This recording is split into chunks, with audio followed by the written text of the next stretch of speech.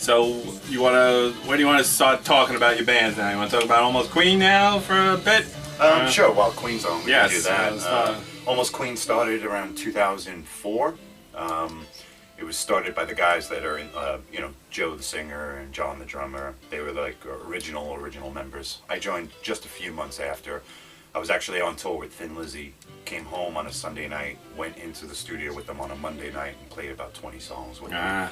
And then wound up joining the band, and we've been going for about 10 years now.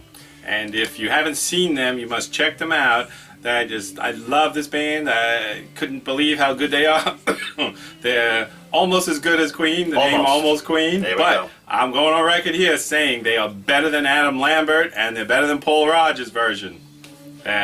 I don't know what I didn't say anything. I don't know. Well, Paul Rodgers, I love Paul Rodgers. I love Bad Company, all he did, but I don't understand how they mixed him in with Queen. I don't get that. I think Roger and Brian wanted to do something new, obviously, because they put out the album with him. And I saw the concert. Joe from Almost Queen took me for my birthday. Oh, yeah? And of course I loved it, but I wasn't a tremendous fan of it. Yeah, it's a little odd. I think Paul Rodgers, when they did the Bad Company stuff, it was phenomenal. They were just right on. But I wouldn't imagine his voice fits in with Freddie's voice. And it's a completely whose does, different voice. Exactly. I mean, exactly. Well, Joe's voice does. Joe does a great job. But when during that concert, when they put Freddie up on the video and they did Bohemian Rhapsody, and Brian and Roger started playing to Freddie on the video, right there I thought, why aren't they doing the whole tour like this? Yeah, that would be good. Because that's when people started going nuts, and I was like in tears. I couldn't believe it. It was really great. But so you guys just did a tour of Peru, I understand. We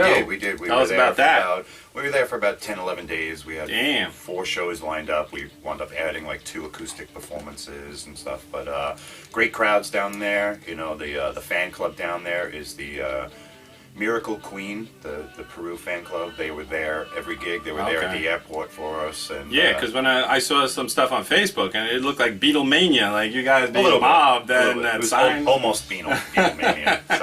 But yeah, it was really good, and like I said, the people there, were great. The fans were great. The food there is great. Everything about it. We walked down the block. It was beautiful. Yeah. I had been there before on the Iron Maiden tour, but I think I was only there for like a day and a half, like an in and out type of thing. So I didn't get a lot of time to spend in Peru, but this time we spent a lot of time. That sounds awesome. It was really great. It was nice warm weather there at this time? It was like 75 every day. Can't beat that. And then we came home to 2 feet of snow.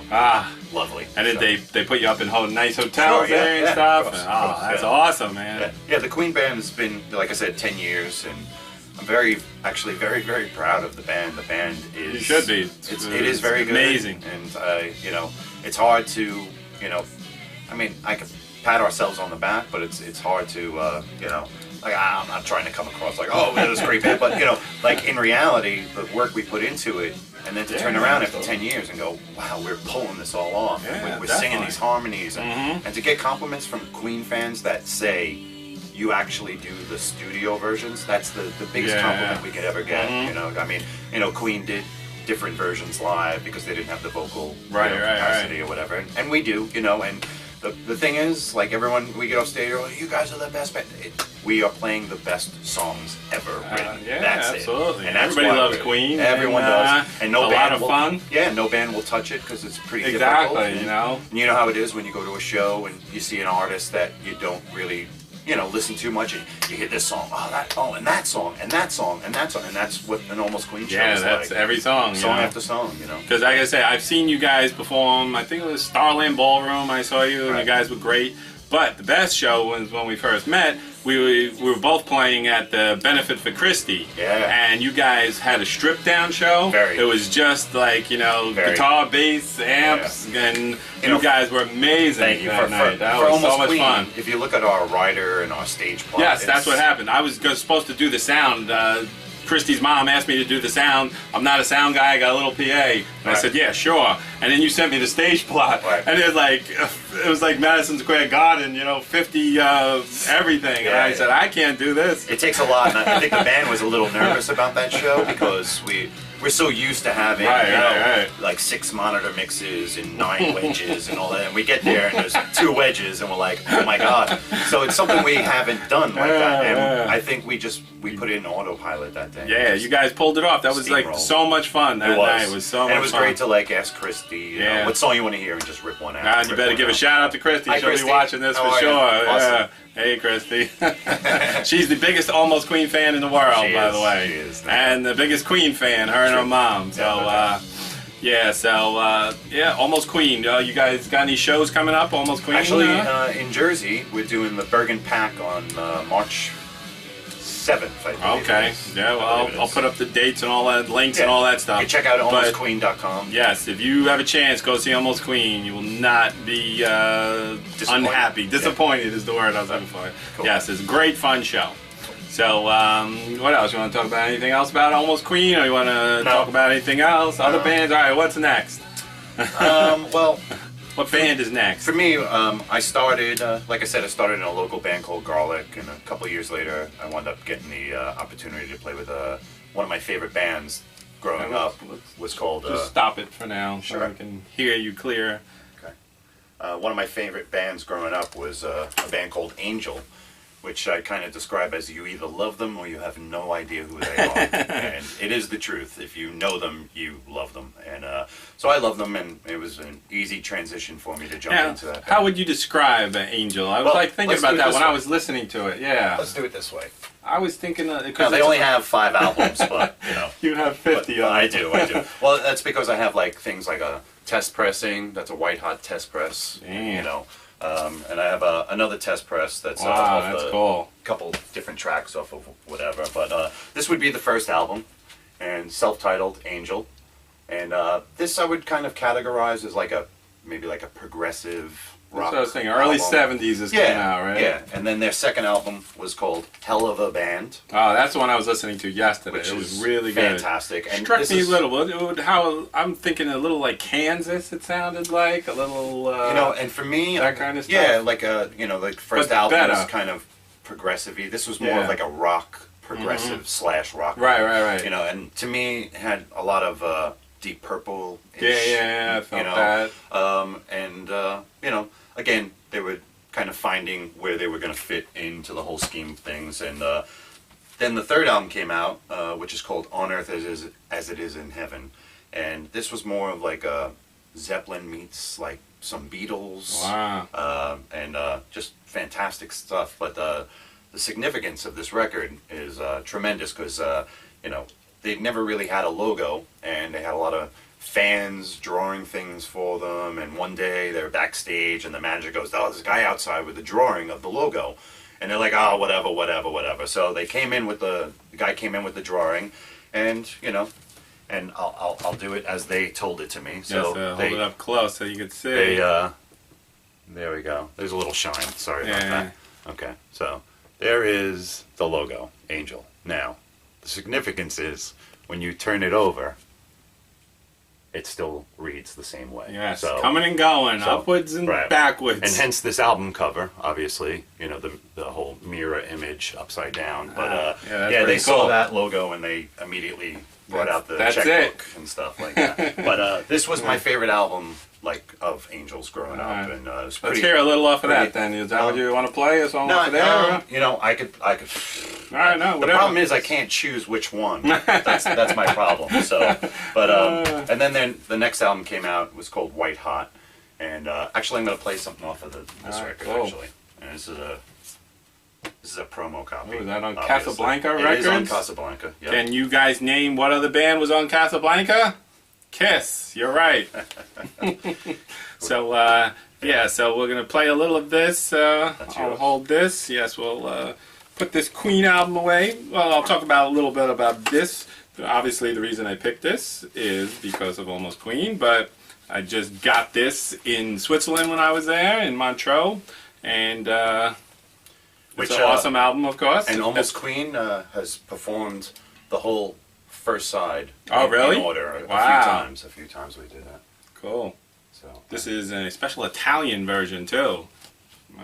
All in English though, but it says it's from Italian. So, you can turn that up a little bit. I think I hear When the Levee Breaks. Pretty much. Barry Brandt, the drummer, was obviously a very, very big I like this. fan. But yeah, again, you know, a lot of people don't know this stuff, and once they start playing it for all right, here I got this song.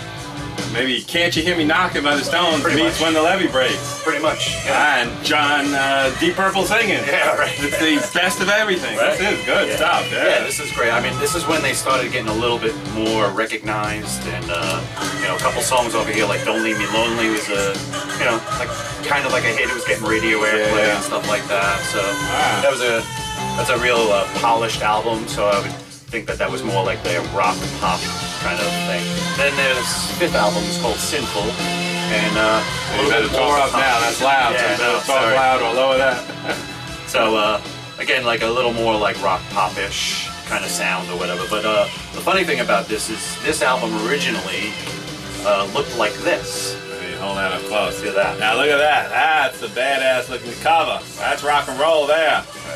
So the story was that this was being printed, and the manager found out that this was the cover and immediately stopped the presses and said, "You can't do that. You can't do that. We have like a reputation to uphold." So they took this off, and there was only a few hundred covers made, and then they made that record instead. And sometimes if you buy, so this album is called Bad Publicity, this one's called Sinful, but it's the same thing. So a lot of times you'll pick this record up, and when you open it up and look at the label, it'll actually say Bad Publicity on the label, because they ran thousands of the record, but not of the cover. So it's a pretty cool. You know, again, if you're into Zeppelin, Beatles for sure, Deep Purple, and that whole big rock sound, Angel, you know, and on top of it, I haven't even spoke about it, but they had like the greatest live show ever. They incorporated a lot of magic into their. Oh, really? All right, lower this. Tell us about you playing with them now. So I got the gig in like late 90s, maybe 98, 99. Wow, so that's what I wanted to ask you, because they started in the early 70s, and they went all the way through? From 75 to about 80, 81. The live album came out in 81, and then they disbanded. Okay. And maybe people will know the name Jafria. Gregg Jafria was in a band called Jafria, and he was also in a band called House of Lords in the 80s. Punky Meadows is another big popular guy from the band. He was the guitar player, but a lot of people know of him from I used to like that show, though. I used to watch that show as a kid. Punky Brewster? Oh, that was different? Sorry. That's much different. But if you know Frank Zappa, he wrote a song called Punky's Whips, which kind of made fun of Punky's hair. And, and then when I got into the band, like late 90s or whatever. And how did that come about? How did you get into them? The management that was had put out my original band's CD. Okay, that was Garlic? Was Garlic, yeah. And he actually heard through Garlic that Frank Domino was up in Boston, and he went up there and wound up getting Frank to sign on to this management and put out a record. So they put out a CD in '98. And it was just Frank Domino, the singer, and Barry Brandt, the drummer, and then they had a guitar player and a bass player. Okay. But when it came to touring, the bass player couldn't leave the state, supposedly. So they obviously called me, and I stepped right in. And that's great. I went up to, it was a great compliment. I went up to try out for them.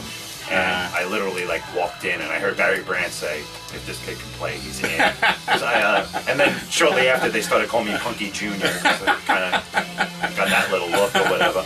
But we started touring, doing some stuff like around the States. We headlined Sweden Rock Festival. Oh, nice. You know, and it was just great. One of my favorite bands, and I had a lot to do. Wow, that's like a dream come true. It was. I had a lot to do with set lists and talking them into doing like which particular songs they should do, and you know, I say, hey man, if I wasn't in this band, I'd be in the crowd watching, and this is what I would love to hear. And they just, you know, they would just do whatever you want. Yeah, absolutely, because you've seen it from outside, and now you're inside. Yeah, so you have a good viewpoint on that. Yeah, but fantastic band. Definitely check them out if you can. Are they still around now? There are talks right now about the actual original band getting back together and maybe going to Japan. Oh, wow. Which, of course, I called Frank, the singer, and said, you know, I'm going to go break the bass player's fingers. Can he leave the state now, or the country? I hope not. Well, he was, you know, we'll frame him for something, and then he won't be able to. Right, exactly. Yeah, call the TSA or whatever and say, Yeah. He's smuggling cocaine. and you'll just happen to be at the airport with your base. With a ticket, yeah. Unbelievable how I did that, right? So, pretty cool, yeah. But I played with Angel from like 98, 99, and then we did off and on until around maybe 2008-ish or whatever. So that must have been wild playing in Sweden and Sure, shows like that. Yeah. And in fact, it was the first show I played in Europe. Was the Sweden Rock Festival. wow. So Well, who really else was on the bill at that time? At that time, well, we headlined one of the stages, and so Going Off was headlined. There was 3 stages, and Rose Tattoo went on in the middle of their set. Angel started, and in the middle of our set, Snider started on another stage, which is kind of funny because I spent some time with D and the guys in the in the band, and then when I wound up coming back about a year later, I wound up playing some shows with Snider. Yes, tell us a little bit about Snider. He seems like an interesting character. He's from Long Island too, yeah, right? Yeah, he is. I'm not from Long Island. I just want to make that clear.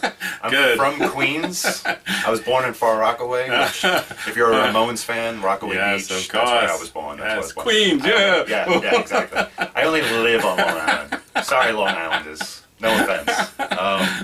But I don't know if you know, but the world revolves around, like the sun revolves around Long Island. Did you know that? I don't know if you, sorry, Long Island. But I wound up playing with Dean. He's a killer, man, what a front man. Like, one of the best front men I've ever seen in my life. And just like, like he's just fantastic with stories and fantastic with getting the crowd going.